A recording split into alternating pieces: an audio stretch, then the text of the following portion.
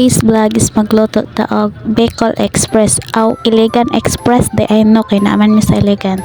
Then karon nag-start na ko og takang sa akong kalaha.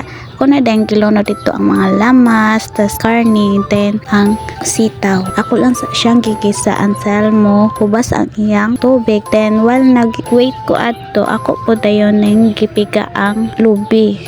Kining first gata, kini first mo ni pinaka-space, so ang first na kong piga sa lubi. Tas ikaduha may una na kong isabaw kay mas gusto man ako nga naay sabaw-sabaw akong Bicol Express. So gipigaan ako kaduha ang akong lubi, so gisabawan lang ako isa ka baso. Then mo ni akong iuna og sabaw sa akong Bicol Express. Then pagkahuman ako dito upiga, ako na po dayong gisabaw sa akong kalaha nga gitak ang, then ako po dayon gibutangan og siling haba. Then ako din gilamas ani no kay house bombay, loya at sal at saka paminta. Then karon ako sang itakloban, then ako na po ning gi-open, then ako na po siyang imikos-mikos ka just. Tapos pag hubas-hubas na atong isa ka tuno, first na duha na kong gipiga na tuno kaganina, so ako na po nang gilundan sa ikaduhang tuno. Mao ni siya first na kong gipiga, mao ni ang espeso na piga sa lubi. So karon nagwait na lang ko nga maluto og medyo mo ubas-ubas gamay ang iyang sabaw, pero dili jud ni nako as in hubason ang sabaw no kay mas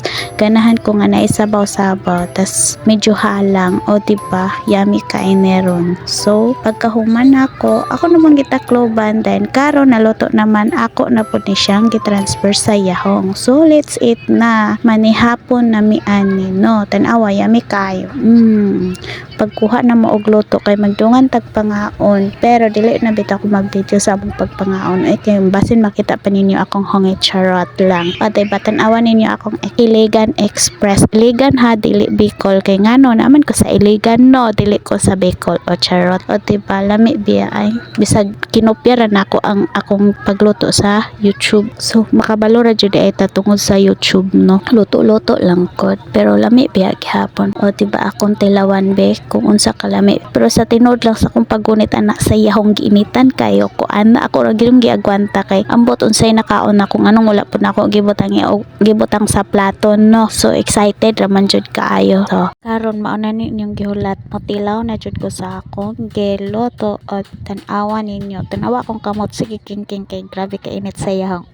Yummy. Sulami biya gihapon bisag dili ko kar ang magluto charot, bahalag magkapaso-paso basta makatilaw og lami ang niloto.